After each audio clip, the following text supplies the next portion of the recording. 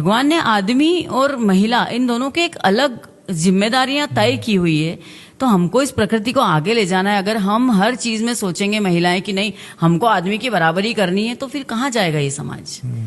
अगर आप किसी डांस में या डिस्को में जाते हैं तो वहां पे कपल एंट्री क्यों होती है?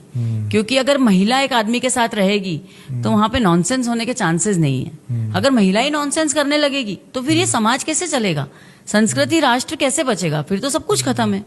आजकल महिलाएं नशा भी कर रही है, तो भाई आदमी को थोड़ी बच्चे पैदा करने, महिला को बच्चे पैदा करने ना। उसकी जो फर्टिलिटी पावर है वो खत्म हो रही है। आईवीएफ सेंटर खुल रहे हैं इतने सारे।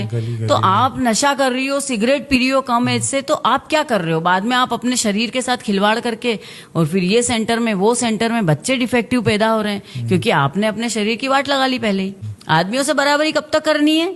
जब तक आदमी 1 लाख रुपए कमा रहा है और अपन 10,000 रुपए कमा रहे हैं, तो हम उस आदमी से शादी कर सकते हैं। अरे भाई, लड़की अगर 1 लाख रुपए कमा रही है और लड़का 10,000, तो भी शादी करो, बराबरी करो ना। फिर फर्क क्यों पड़ना चाहिए? जहां आपका बेनिफिट है वहां आपको आदमियों से बराबरी करनी है, और जहां आपको लग रहा है नहीं नहीं ऐसा कैसे, आदमी को ज्यादा कमाना चाहिए, क्यों?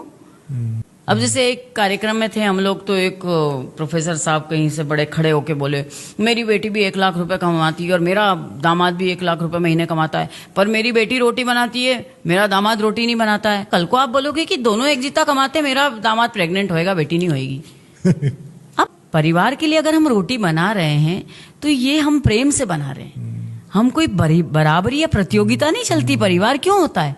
प्रतियोगिता बाहर होती है, परिवार के बाहर प्रतियोगिता चलती है। अगर आप रोटी बना रहे हो तो उसमें आप ये मत सोचो कि नहीं नहीं मैं भी इतना कमा रही हूँ, ये तो फिर ईगो हो गया आपका। तो परिवार के लिए अगर आप बना रहे हो, बच्चों के लिए बना रहे हो, तो आप ये अपना कुटुंब आगे बढ़ा रहे हो ना।